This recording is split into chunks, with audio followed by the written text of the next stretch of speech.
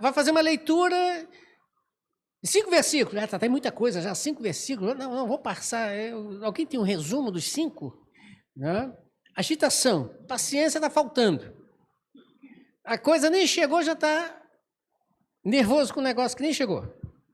Essa agitação que nós passamos dia a dia. Celular, então, tem gente que dorme com o celular e dá desculpa que é para despertador. A desculpa é despertador, mas não é despertador. É que quando a pessoa acorda, já vai olhar. Alguém mandou alguma notificação? Alguém mandou alguma resposta? Sabe como é que é? E se ninguém mandar na hora que você escreveu, você fica, meu Deus, será que a pessoa não está vendo que eu estou mandando a pessoa? É nervoso. É uma agitação descontrolada. E terceiro. E esse aqui, os irmãos vão estudar bastante.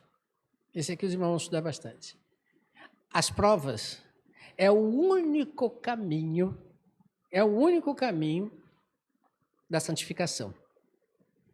E essas provas vão chamar a gente a uma conduta, né, de constante aperfeiçoamento diante de Deus e diante do nosso próximo. A intenção, veja bem, de Tiago, quando escreve essa carta, inspirado por Deus, é exatamente nos fazer ver, nos confrontar com a nossa responsabilidade como crentes. A nossa vida, o mundo está nos olhando, o mundo está olhando para você, o mundo está olhando para mim, e qual é ou como ele tem nos visto. Isso nos traz uma responsabilidade, porque o mundo tem que ver Cristo em nós. Se o mundo não consegue ver Cristo em nós, tem alguma coisa muito errada. Porque nós somos filhos de Deus.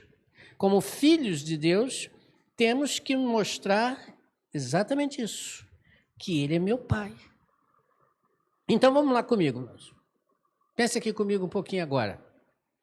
Eu falei que o primeiro é uma chamada à perseverança. Perseverança. O irmão leu isso aí. Veja o versículo 2.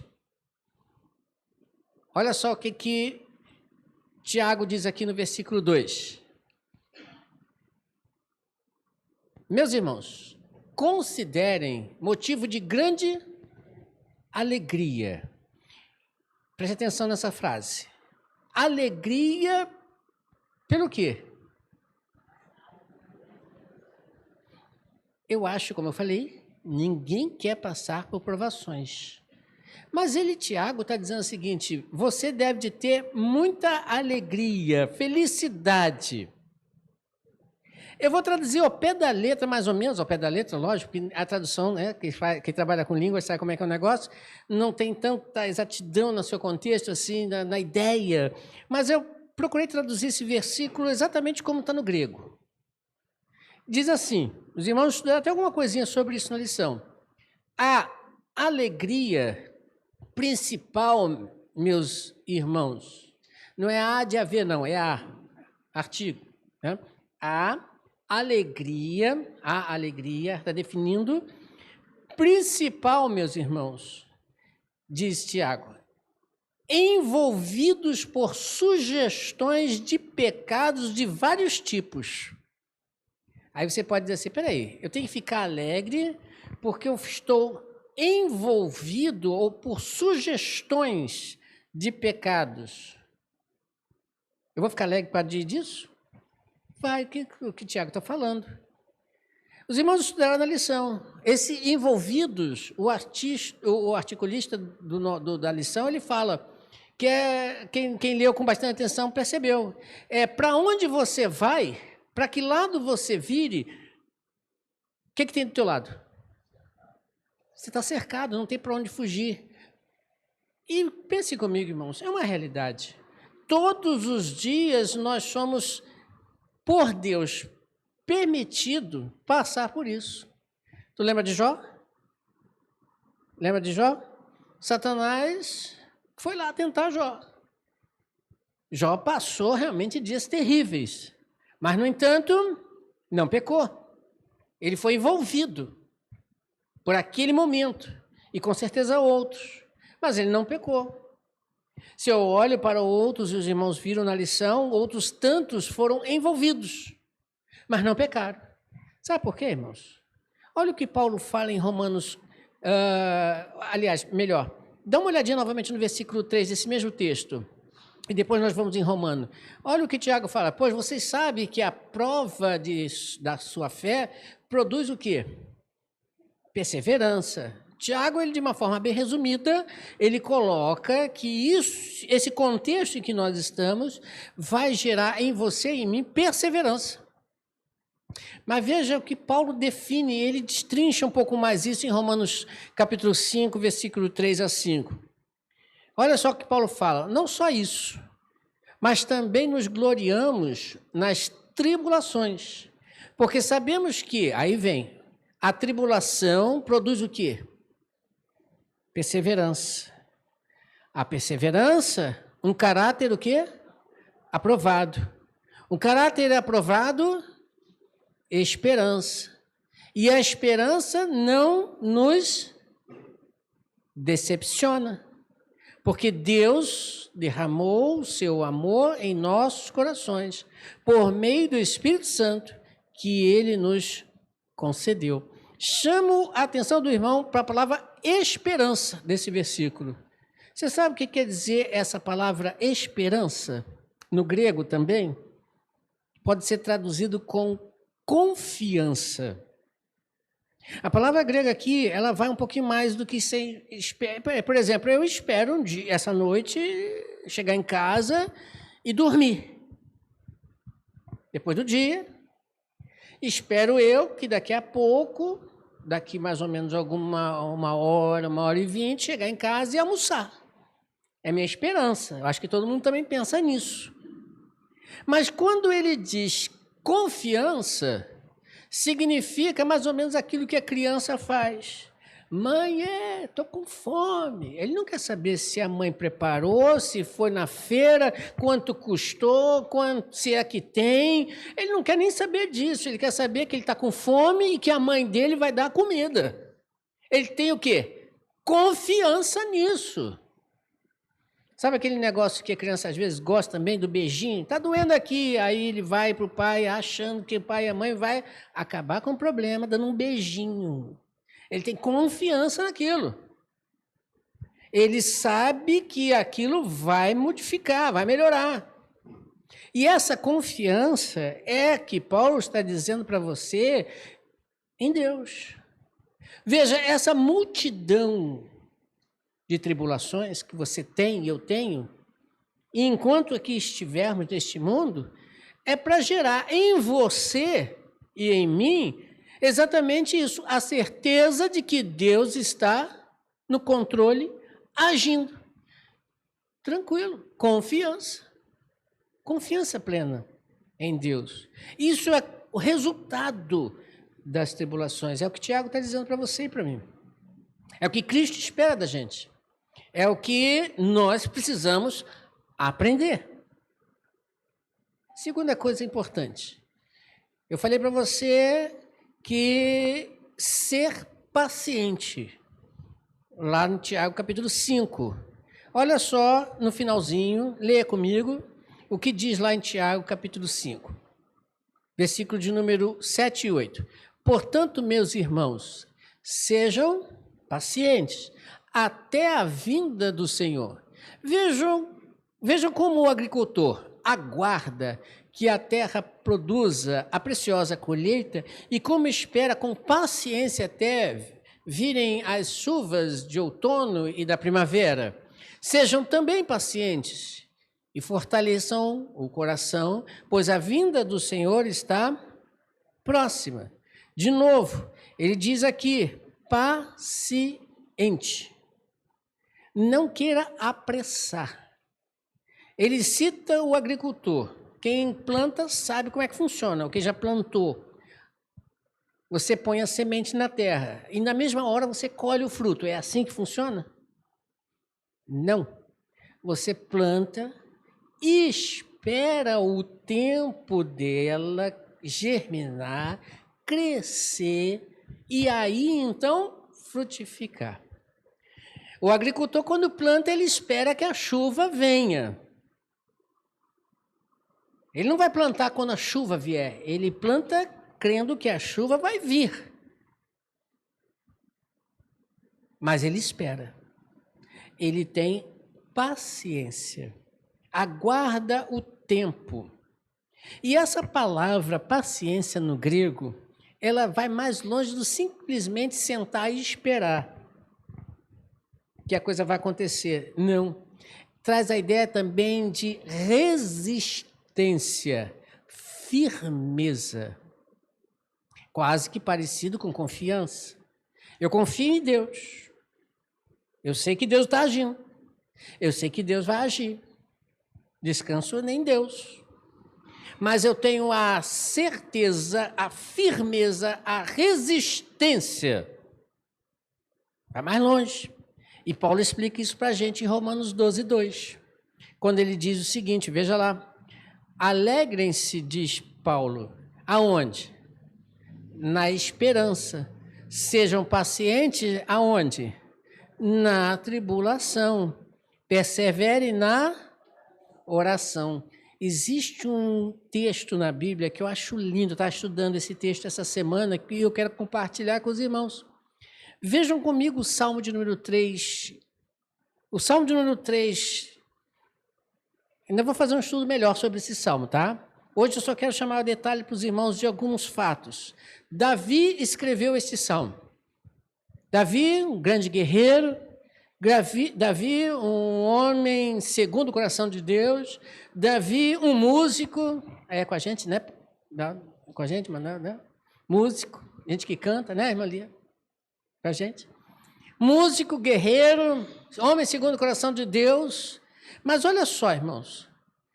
Ele escreve esse salmo. E quando ele escreve esse salmo, só para o irmão ter uma ideia do momento em que ele escreve, não era um momento muito bom, não. Em resumo, ele fugiu à noite do seu palácio, descalço, porque seu filho estava vindo com uma multidão de gente para matar ele. Ele foge para o deserto, para habitar em tenda. A coisa estava feia para o lado dele. Aí ele escreve esse salmo. Olha só que interessante. Senhor, muitos são os meus adversários. Muitos se rebelam contra mim, filho, pessoas que estavam do lado dele e até o povo. São muitos os que dizem a meu respeito. Olha só o que dizem a respeito de Davi. Deus nunca o salvará. Ainda estavam tentando, mostrando a ele, ó, agora Davi, tu está lascado, ninguém te ajuda, nem Deus. Mas tu, Senhor, és o escudo que me protege. És a minha glória e me fazes andar de cabeça, ou seja, eu não vou passar vergonha, não. Não vou passar vergonha, não. E continua. Ao Senhor clamo em alta voz. E do seu santo monte ele me... Isso é o que, irmãos? Eu clamo e o Senhor me responde. Isso é o quê? Fé, confiança, certeza, firmeza em Deus.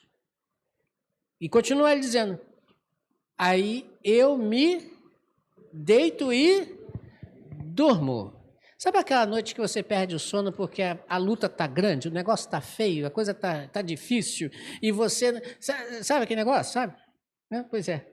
Tá difícil até dizer chega, mas Davi... Coloque no lugar dele, irmãos, na tenda, fugindo de quem está querendo lhe matar. É seu filho, inclusive, que está querendo te matar. Você está lá na tenda, você vai deitar e vai o quê? Dormir. E ele diz, e torno a. Não é esses problemas que vão tirar o sono. Não são esses, não. Vou dormir, vou descansar. A coisa está feia, mas eu vou dormir e vou descansar. Porque o Senhor, diz ele, Isso é o que, irmãos? Confiança, firmeza em Deus. Continua. Não me assustam o quê? alguns, não, milhares que me cercam. Irmãos, milhares significa aqui, se você olhar direitinho o texto e depois também a situação, o povo também estava nesse negócio, atrás de Davi para matar. Não eram poucos, não. Era o povo também. Você tem ali o filho, o exército, o povo e até aqueles que estavam junto com ele. Em outras palavras, não é exagero dizer milhares. Não é exagero. Milhares estavam lhe cercando. Aí diz, versículo 7, levanta-te, Senhor, salve-me, Deus meu, quebra o queixo de todos os meus inimigos, arrebenta os dentes dos ímpios. Numa figura poética, Davi está dizendo assim, faça juízo. Faça o juízo. E veja que o juízo aqui é de Deus, não é ele. É de Deus. E o juízo de Deus é perfeito. E aí ele vai e coloca no versículo 8, fechando. Do Senhor... Vou para o português aqui. Do Senhor... Leia, irmãos. Do Senhor... virá ou talvez venha? Certeza, convicção, firmeza de que de Deus vem. Não é talvez virá, ou quem sabe virá, ou... Não, é vem. A tua bênção está sobre o teu povo. Irmãos, Davi... Se você estudar, eu estou estudando a vida de Davi, vou trazer para os irmãos. Davi foi um camarada que, desde adolescente, já pegou no pesado. Matou urso, matou leão, e depois ainda teve que lutar contra um gigante, né, cortar a cabeça do gigante, e a espada do gigante não era pequena não, tá, irmãos? O negócio era grande e pesado. Depois ele sofreu perseguição do sogro, nem os irmãos dele gostavam dele. O pai, então, muito menos. Tem um pequenininho lá, está no campo. Nem lembrava dele. Pai dele. Depois ele assume o reino. O primeiro exército dele era pessoas degradadas, pessoas que não valiam muito pelo povo, né? Fugindo várias vezes no deserto. Depois, como rei, sofre uma porção de coisa, família destroçada também, o filho querendo matar ele, já morto, quase morto, velho, quase partindo dessa para melhor. Ainda tem um filho que queria usurpar o trono dele. Não, é Salomão, o cara já estava velho, coitado. Quando foi que ele teve sossego? Pela história dele, aparentemente nenhum, né? São muitos os inimigos. Pode observar que as orações de Davi expressas em Salmos, muitos são dessa. Os inimigos me cercam, os inimigos combatem, os inimigos. Só tem inimigo, o homem. A luta dele foi difícil, não foi fácil, não. Agora, por que Deus permite isso? Aí que é o bonito da coisa. Por que Deus permite isso? Tudo acontecer. Você já parou para pensar?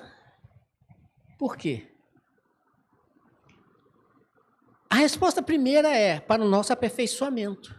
Tá certo, tá errado não. É isso mesmo, crescimento. Mas tem uma resposta que poucos a encontram. Para que você seja exemplo para aqueles que virão depois de você.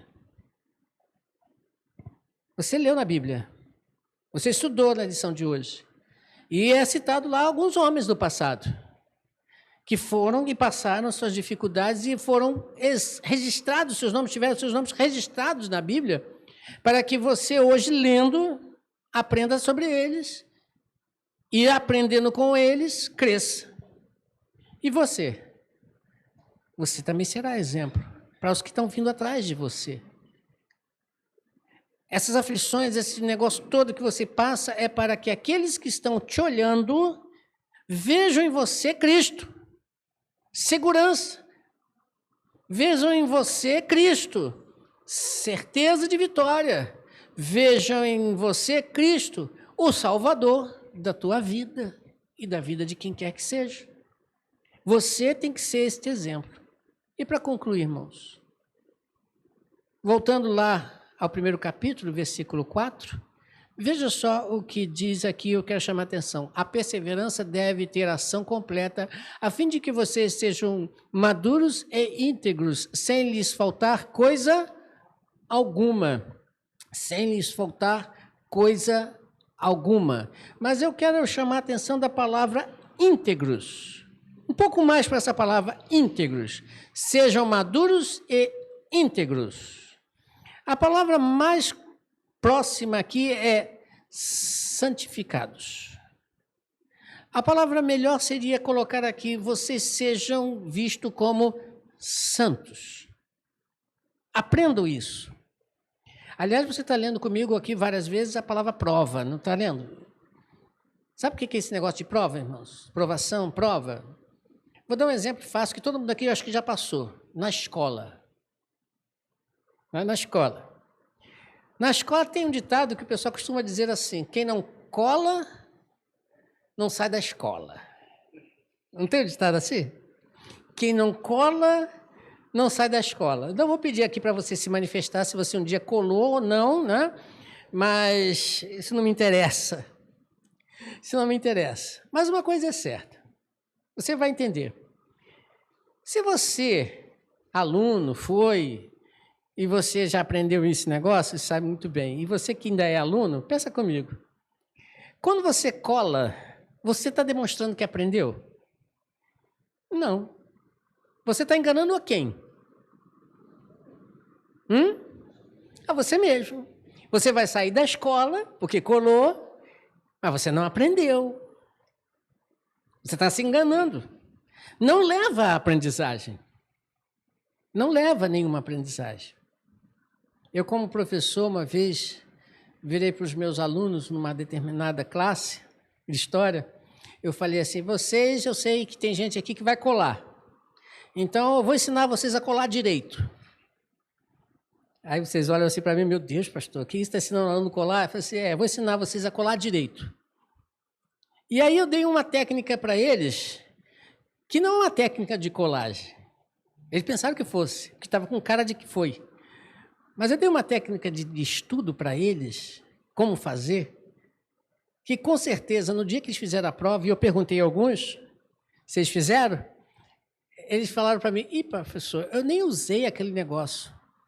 A cola que eu preparei, nem usei. Eu falei assim, sabe por que você não usou? Porque você estudou. Eu ensinei um negócio lá, depois que quiser eu ensino, né? Mas eu ensinei um método de colar, entre aspas, que não é para colar, é para estudar. E eles aprenderam, mais ali do que em sala de aula. Interessante isso. Eles aprenderam. É mais ou menos isso, irmãos, a nossa vida espiritual. Você tem que aprender a lição. Quando a aprovação vem, ele está querendo te testar para ver se você está ou não aprendendo. Eu costumo dizer o seguinte, quer sair dessa aprovação em específico? Aprenda a lição e passa para frente. Porque enquanto provado você for e não for aprovado, você vai repetir a matéria. Não é assim que faz na escola? O professor ensina a matéria, você não aprende, faz a prova, você é reprovado. Você faz o quê? Volta tudo de novo. Essa é a ideia. Então eu digo, aprenda a lição. Se você não quer aprender a lição, você vai ficar na aprovação a vida inteira. E nunca vai ser aprovado. E como é que você aprende a lição, irmãos? Como é que você aprende a lição? Levítico, capítulo 20, versículos 7 e 8, diz assim, consagre-se. Primeiro você tem que se dispor a se dedicar mesmo, a se colocar à disposição. É a primeira coisa, consagre-se. Consagre-se, porém, e sejam santos, porque diz Deus, eu sou santo, o Deus de vocês. Então, a coisa já parte do negócio que é o seguinte, disposição, ser santo, ser diferente, ser separado, porque Deus é o nosso Deus. Agora está aí o versículo final. E faça o quê? Obedeçam os quê? Os meus decretos. E pratiquem. Vamos praticar. Obedeçam os meus decretos.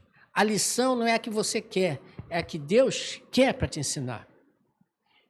O caminho não é o que você quer caminhar, é o que Deus quer que você caminhe. Consagre-se, tenha a disposição de ir, aprender e depois praticar. Porque aprender para ficar na teoria nada adianta, tem que pôr em prática. Em prática.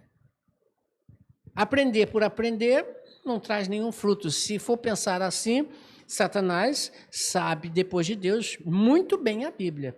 Perfeitamente a Bíblia. Só que ele não pratica. E nunca vai praticar. Por isso ele já está reprovado. Já está condenado. Mas você e eu não. Aprendam a lição. Vejam o que Deus quer te ensinar. Depois pratique aquilo que foi colocado. Pratique. O professor, quando dá a matéria, ele dá lá depois os exercícios. Tem gente que não gosta. Tem uns até que enche o caderno da gente, né? Quando é aluno, né? Exercício de casa, para casa. Tem esse negócio ainda hoje? Tem, né? Não tem, não? Duvido. Tem exercício, sim. Pratique. Faça. Leia. Estude para aprender. Porque se você somente fingir que sabe, se você tentar colar com Deus, não vai dar certo. E Tiago, na sua carta, ele vem ensinar isso. Uma vida. E hoje foi, qual é o mesmo título mesmo? Hoje foi o quê? Fé. Fé. Fé é o firme fundamento, a certeza, a convicção em Deus. Então, aprendamos para evoluir. Não é involuir, não. É para evoluir em Deus. E assim ser aprovado. Obreiro aprovado. E o obreiro aprovado, o texto geralmente a gente lê para os pastores, né? Obreiro aprovado é aquele que faz o quê? Obreiro aprovado é aquele que faz o quê? Que maneja bem a palavra de Deus. E manejar bem a palavra de Deus é saber, conhecer a palavra do nosso Deus. Senão vai fazer igual aquele dia que eu fiz aqui. Vamos abrir nossas Bíblias na carta de Filipe, capítulo 1, versículo 3. Olha o que teve gente procurando. Ei, meu Dalton, o negócio foi estranho, né? Sabia? Teve uma opção de gente procurando a carta de Filipe aqui. Né, irmã Sandra? Não? Foi muito engraçado aquilo, né? Ainda teve alguém que leu. Eu falei, não sei o que ela está lendo, mas não é essa carta. Né? Maneja bem a palavra de Deus. Não estou dizendo que você vai decorar e aprender tudo, porque é impossível para a gente. Estamos nesse mundo aqui limitados, mas precisamos manejar bem a palavra de Deus e viver uma vida de santificação. Vamos orar e depois vamos cantar o cântico Rompendo em Fé. É aprovada, né? Vamos orar agradecendo a Deus, porque Ele nos dá a lição para estudarmos e aprender e a praticar. Vamos orar então? Nosso Deus e Pai, mais uma vez na Tua presença nos encontramos e queremos Te agradecer, Senhor, por todos os benefícios que o Senhor tem nos dado. Agora nos ajude, Senhor, a Tua palavra, aprendendo e praticando, convictos e seguros de que o Senhor está conosco e que as provações, as lutas que nos cercam, sabemos que em Ti temos a vitória garantida, Senhor. Nos ajude a enxergar a lição para aprendendo, praticar, viver a Tua vontade. Muito obrigado, Senhor. Em nome de Jesus. Amém, Senhor. Ainda de pé, então vamos cantar esse cântico, Rompendo em Fé. Pode falar, Senhor. Estamos terminando o nosso culto e esse cântico é bem sugestivo, conforme a palavra do pastor. Mas nós queremos dar boas-vindas à irmã Irmã Ruth, né? Lourdes. Lourdes, seja bem-vinda, bom ver a senhora aqui. Eu já vi pela segunda vez a senhora, não sei se é por aqui, por perto, não é isso? Então, seja bem-vinda, sempre que sentir vontade de conhecer um pouco mais da palavra, esteja conosco, tá bom? Cante assim, ó. Cada vez que a minha fé é provada, tu me dás a chance de crescer um pouco mais. As montanhas e vales, desertos e mares que atravesso me levam pra perto de ti. Minhas provações não são maiores que o meu Deus e não vão me impedir de caminhar. Se diante de mim não se abrir o mar, Deus vai me fazer andar por sobre as águas, rompendo em fé. Minha vida se revestirá do teu poder, rompendo em fé.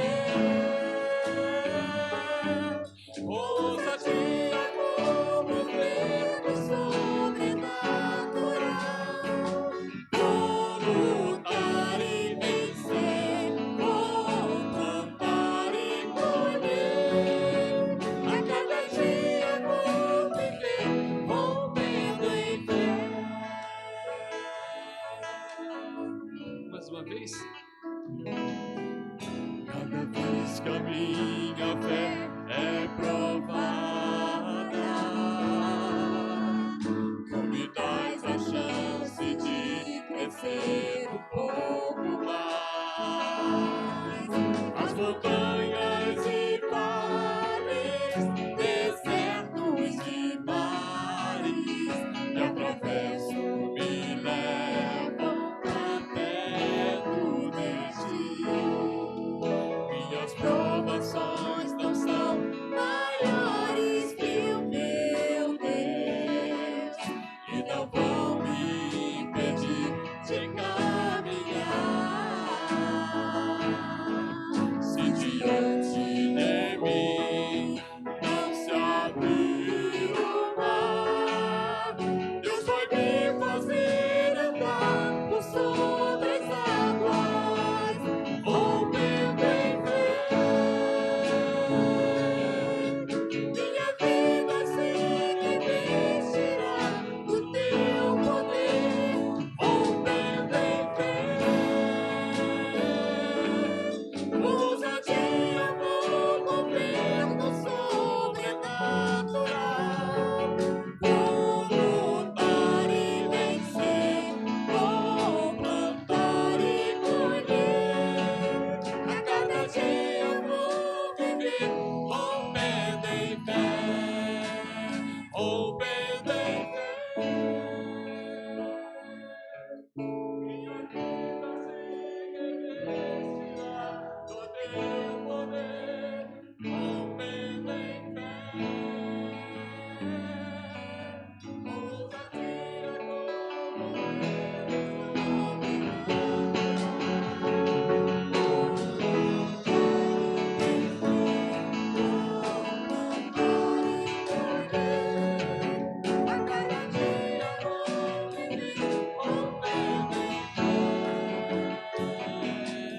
a cada dia vou viver, rompendo em fé. A cada dia vou viver, rompendo em fé. Amém. E ao som dos instrumentos, então, estamos encerrando o culto desta manhã. Nos veremos à noite. Tenha uma noite para mais um segundo tempo na presença do Senhor. Enquanto o instrumental estiver tocando, ore.